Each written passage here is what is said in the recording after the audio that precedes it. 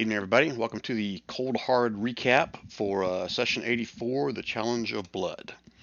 And our last session, the group was just towards the end of this confrontation between the white woman Talia and the barbarian woman Chloa.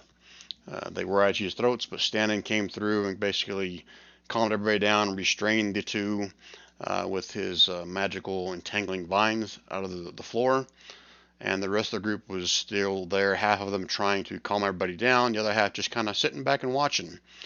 AS, the wizard of the party, was currently, I think, still hiding in a storage room nearby because he had dispelled some of Stannon's spells that when he was basically restraining the two with the entangled vines. So Stannon noticed that, sent his guards after AS, and AS took to hiding. Veli was sitting back into the crowd, basically enjoying the show and smoking on his pipe, his new pipe that he found. Didn't know what it did yet, but he was going to find out in this session. Victor was playing the part of Master or Blaster. I forget which one he was, but basically he was the chauffeur for little Aelin, which was sitting on his shoulders, as Aelin was the main one trying to calm everybody down and get ready to listen to Talia's plies, Talia's, I guess, requests, whatever you want to call it, for her baby Talia. Near the same thing, she kind of just got to the front row of this confrontation, but wasn't really getting involved. She was kind of keeping an eye out on things. Aldum, one of the new characters of the group, he was at this point. He had previously charged through the crowd. They took his shields away, kind of restrained him. At this point, they've kind of calmed down a little bit. Aldum's calmed down, so they've kind of given him his shields back, but he's just sitting back watching as well. Vigor, on the other hand, is starting to kind of fade into the shadows, do his sneaky sneak, hide and stuff. In the last session, prior to the last session, he had cast Reduce on the baby and use his invisible mage hand to lift him up out of the hands of the unsuspecting barbarian woman, which didn't even notice it, and plop the baby into the hands of our good friend Goda, the 7-foot tall Furbolg. So Vigor continues to hide. Hopefully no one sees him. I guess it's his plan, but that's what he was doing. That also leaves us with, who did I miss here? I talked about Victor, Aelin, Aldum, Vigor, Goda, talked about him. Again, Talia and Chloe are both wrapped up in vines, standing over top of them, kind of restraining them. And that's where we kind of picked up in the last session. So after a few seconds kind of passed, the tiny baby finally, I guess, regrew back to his normal size.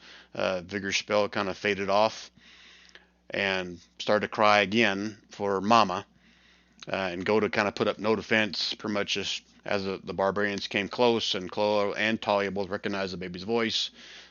Goda just gave the baby up to the barbarians, and they started kind of figuring out where they're going to go with the baby. But out of the crowd came this booming voice, and the crowd kind of parted way like the Red Sea, so to speak, as this beautiful tiefling just kind of floated down off the ground, 6 inches off the ground the entire way, and approached the center of this whole fracas. She called for the baby to be brought over to her, and some within the crowd bowed, so others kind of bent the knee, and then Stannon kind of walked forward and proclaimed to the crowd that the oracle had arrived. AS, who was still kind of hiding back in the little room we talked about, overheard a small, quiet little voice kind of mumbling something about Master will be pleased or something like that. And it sounded as if it was like maybe whispering to itself, wasn't really sure, but AS couldn't see the source of that little voice. But a few seconds later, he heard a scuffling near the open window, and then a faint thud on the ground outside the little room or storage room he was hiding in. The Oracle, which was by this point still already holding the baby, studied kind of each of the other party members that were in the crowd, or I guess our party that had kind of approached.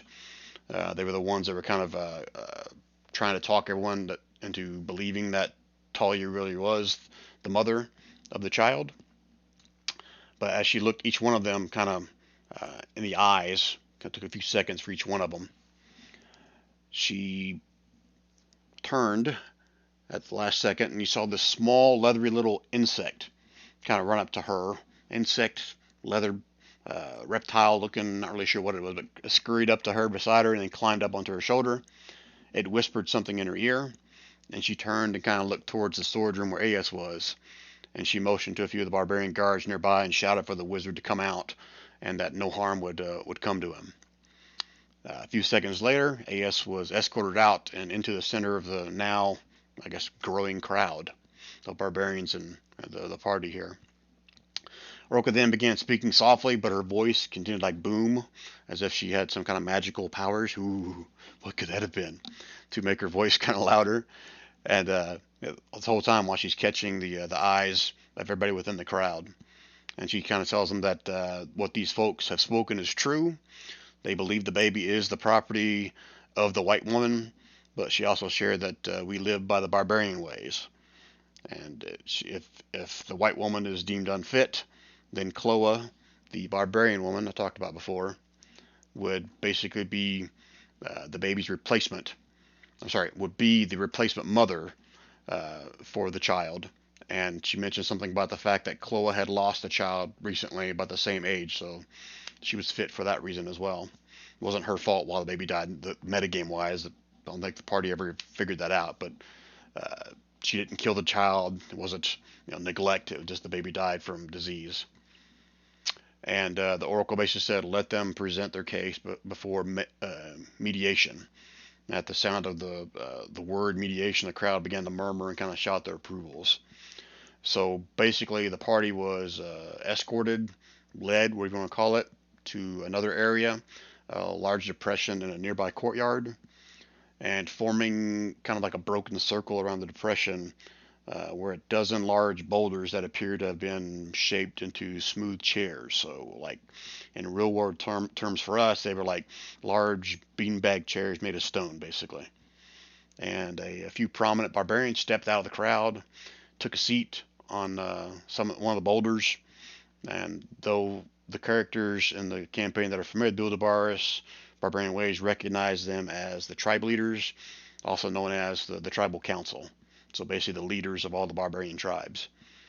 The oracle then asked for 3 members of the party to kind of step forward to present their case for the white woman, Talia, our lovely Talia here. Talia started off first. She relays the events that led up to here, describing in detail the abduction of Talia from her home, the tracking of the kidnapper, and subsequent, that's hard to say quickly, subsequent discover of the dead drow, and that a barbarian patrol had brought Talia here. All the while, the baby cried out for Talia during her speech, and a few times everyone heard her call out "Mama." And this is part of that first skill challenge where Talia ended up rolling a 19, so she did really well in her interpretation of, I guess, what happened and why she should be allowed to get her baby back. Aldum was the next that stepped up. Aldum stepped forward, and Aldum has a little bit of a broken English, so he asked the oracle if he could speak in Elvish, and the oracle shared basically that very few within the crowd spoke Elvish, but if Aldum wanted to give his side of the story in Elvish, he'd be more than happy to translate it for all the folks within ear distance, basically earshot. So Aldum shared of his own recollection and account of the meeting with Talia, and his belief that the woman was of good faith and of honor, and added a few more things to it as well. But the oracle basically translated all of Aldum's words to common for the crowd. But Mira noticed a few minor mistakes in her translation. But metagame-wise, Aldum rolled a nat 1, so he failed at trying to convince the council of her good deeds or basically why Talia should get it back. But since Mira brought that up, she spoke up and asked if she could clarify some of Aldum's points, since by his definition, the oracle kind of messed up a few dialects, or whatever you want to call it, of the translation there. The oracle kind of appeared slightly off guard at Nira's suggestion, but then asked Eowyn if he was comfortable to basically give up his turn of his presentation in favor of what Nira is about to, I guess, fix or translate as of what Aldum did. Eowyn, without hesitation, pretty much said, yeah, he'd allow it. And then Nyra proceeded to kind of repeat Aldum's story in common, but with the correct dialect, where she felt that the Oracle had erred. And basically, Nyra rolled a 20. Not a nat 20, but she rolled a 20, so did pretty good at that as well. So next up, it was the Barbarians' turns. Broll. I don't have Broll here, so let's drop him in here real quick, just so we have a face to what we're talking about here. So Broll stepped up. Broll was part of the, I guess, original patrol that found the child. She found him with the evil drow, he says, and they proliferated the child from the evil clutches of this drow. He claimed the barbarian rights to the child because he and Chloa were strong, and that was the only thing that determined a good parent. Yeah, that sounds shitty. I just made that up because he rolled basically a natural 1, and just because he's the strongest, he thinks he should get it, but he sucks. Natural 1s don't win. Next up, let's see who stood up next. Oh yeah, his wife, Chloa, the barbarian woman that actually had possession of the child when they first got there. She stood up next, and matter of fact, she probably walked up behind Broll and kind of smacked him in the back of the head for being so stupid. She then basically apologized for the stupidity of her mate, and she proceeded to call Talia unfit for the mere fact that she allowed her child to be kidnapped, and by her own admission, led her friends to death that died from the Knoll ambush. She says that the child would surely die if returned to her birth mother, Rabbit, as she calls the baby, as Chloa calls the baby, sorry, would be well protected within the mighty, powerful Vars and grow into respectable and powerful barbarian, maiden. And the crowd all cheered, and Chloa raised her battle axe, and she basically rolled a 16. So she did pretty good on her intimidation roll. Next up, we had a third, just no-name barbarian kind of step up and give his recollection. This guy claimed to also be from the patrol that found the child with the drow, but instead of relaying what he thought to be a good presentation of the facts, he proceeded to kind of act out every scene. He was almost like he's a bard wannabe, an actor wannabe, what do you want to call it? So, but unfortunately, he's a barbarian, so he's not a bard.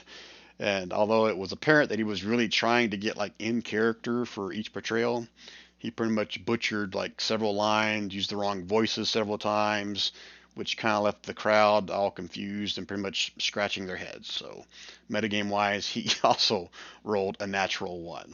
So, in the end, the tribal council met briefly, but ruled that the barbarians lost the presentation. Their points didn't make enough valid sense to award them the mediation. Again, which those of the party members familiar with these proceedings and the barbarian ways and everything know that this mediation really wasn't going to amount to anything. It only affected pretty much how lenient they would be with the real deciding factors, which are either the challenge of skill and the challenge of blood, which I'll explain upcoming here in a second as well. So it just shows that the barbarian culture never really embraced a real judicial system, but they try their best to do that. So that's what this pretty much was. So tribal council informed the party that they now had the choice between a challenge of skill or a challenge of blood. In either case, they would compete with a chosen few of the barbarians. And since the party won, they get to choose first. And they ultimately, after some debate about whether or not they were good at their skills, most of the challenge of skills were, I wouldn't say catered towards barbarians, but they were more had to do with athletics and acrobatics and strength and stuff like that. There were a few things that were kind of Dexy kind of stuff, but long story short, the party ended up choosing the challenge of blood instead. I think it was a vote of 4-2 in favor of the challenge of blood. So this is an honor tradition within the barbarian tribes and was the norm. But one thing that was strictly forbidden was any kind of cheating. Any member who was knocked out during this battle of the blood was deemed out of the challenge. It means that you can't revive someone if they go down. The healers would be standing by to retrieve the fallen, from the fighting pit, but they would not enter the fighting pit if it was deemed dangerous to them. So still was a slight chance that someone could fail all their death saves and really die, but for the most part, they tried to revive anybody that falls. The Challenge of the Blood ended up, we took volunteers, and that ended up being Aldum was one of the volunteers for the challenge, along with Aeus volunteered, and so did Aeolin. And last but definitely not least, we had Victor. So these four stepped forward to take on the Challenge of Blood. The other four were there to basically as cheerleaders to cheer them on within the crowd. The Barbarians chose Brol. Again, I had his picture out there a while ago. Oh, he's already out there. Duh. It's this guy right here. That's Brol. Brol, the bear wrestler, that's what most of the barbarians refer to him as. They also had another barbarian berserker, another barbarian called a warden, and another barbarian was considered a mage, which some of the party met previously. And they met in one of the many arenas that are dotted throughout Build-A-Bars. I mean, this is a barbarian tribe, so that's not that uncommon, having an arena pretty much in every district. The battle pretty much started out fast with the warden kind of rushing forward to engage, and Vigor in the stands tried to thwart him basically with some kind of invisible mage hand. Didn't do any damage. It just basically caused disadvantage on his first attack, but he was able to get that off without anyone seeing him. Had him roll forward, and Stan has a very good perception, but he didn't catch him. So I guess I'll just say, metagame wise, good thing for Vigor. He didn't get caught. The barbarian mage turned invisible right off the bat, and Aeus tried to quickly cast a spell, but it was counterspelled by the invisible mage, and that was like first verse. It continues on for several rounds that Aeus tried to cast a spell, but the invisible mage kept counterspelling it. The warden that stepped forward was quickly kind of surrounded, and he was struck down, I think, within the first round. Brol and the berserker concentrated on flanking and striking at the mainly Victor, but also Aldum as well, because both those guys had some pretty high freaking ACs. But so they were flanking, trying to get advantage, and trying to beat the crap out of those guys. Blows were exchanged. The mage continued to counterspell everything that Aeus tried to cast. Brol called forth his bear spirit, which attacked and knocked over Victor, which kind of sort of turned the tides a little bit. Continued blows from Brol and the berserker rained down on Victor, and he eventually dropped unconscious. Although I can't remember if he dropped unconscious once, used his relentless endurance. I can't remember if it was Brol that actually took him out or friendly fire, but he eventually went down. Brol's attention and the bear spirit turned on to Aeolin after Victor went down. Both Brol and the berserker were very bloodied and barely standing. I mean, I think towards the end of the fight, Brol had like 3 hit points, and I think the berserker had like 4 or 5. But Aeus finally did get one spell off, and it was an explosion of psychic energy kind of erupted in the middle of everybody, both friend and foe. So it damaged both his friends and the bad guys. I think that, I can't remember if it was that eruption or it was the fireball that Autumn did later, but the mage got caught, and one or two of them as well. Aldum somehow absorbed a few magic missiles from the invisible mage into his magical shield. I think this is the first time of the characters actually seeing this feat of this. I can't remember what the name of the class is, but it's something that Jason uses in his home campaign as well. Basically, when he absorbed these magic missiles, his shield started to glow. He turned on the next round and released that energy, and it took the form of a fireball, which exploded. And I think he lucked out. I think the mage was still invisible at that point, but he exploded in the spot where the mage actually was. And that was basically what ended the fight.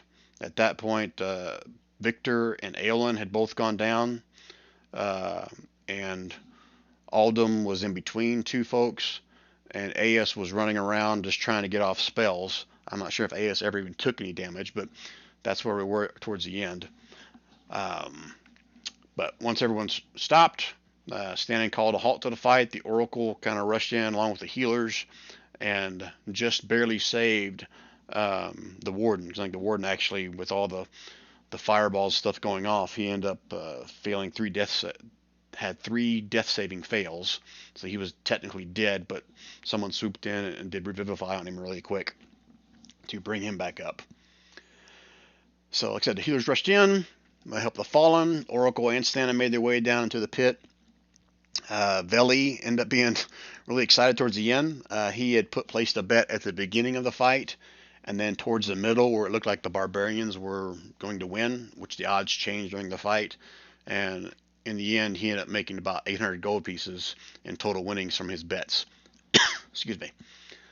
Vigor was also a little bit excited because as the fight was going on, he's running around in and out between people and basically lightened a few purses, and he ended up with about 30 gold piece worth of coin that he got away with, which no one noticed.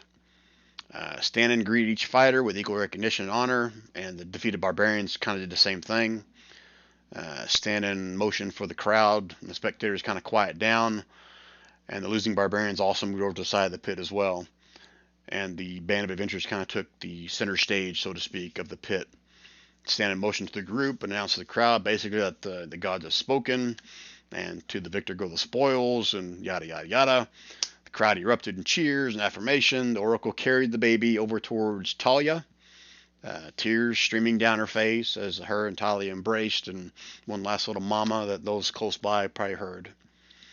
After a few more kind of congratulatory handshakes, hugs, whatever, each fighter of the winning team, that is, they were given a sack of 250 gold pieces. It was basically their share of the proceeds from all the side bidding that was going on during the fight. The party finally got around to informing Stannon of their orders from Thalamun, basically king of the barbarians, which was to have Stannon transport them to Mucklestones so they could procure the services of the gnome airship. Stannon agreed, but he basically said he needed time to prepare the spell, so he would send them out in the morning. But for now, he just suggested they kind of stay the night in the compound with the Vars and partake in some drink and song and festivals, fire wine, root ale, whatever your typical barbarian fashion. During that evening celebration, Talia kind of approached each member of the group and offered her heartfelt thanks and appreciation.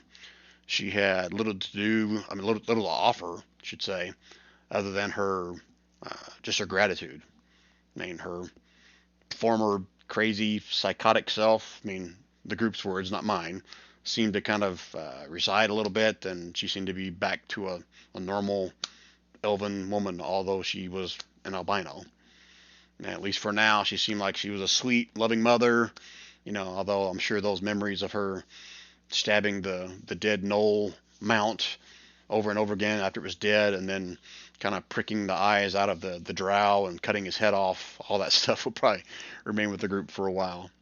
And she even forgave Vigor for the still present black and blue welt that's on the side of her temple or her head that he gave her trying to knock her out from earlier. But I guess time will only tell if she really meant that. And that's where we left off. Our next session will hopefully be the folks transporting into Mucklestones, and they'll eventually meet up with the main party. So, there you have it, the Cold Hard recap of Session 84, Challenge of Blood. Thanks.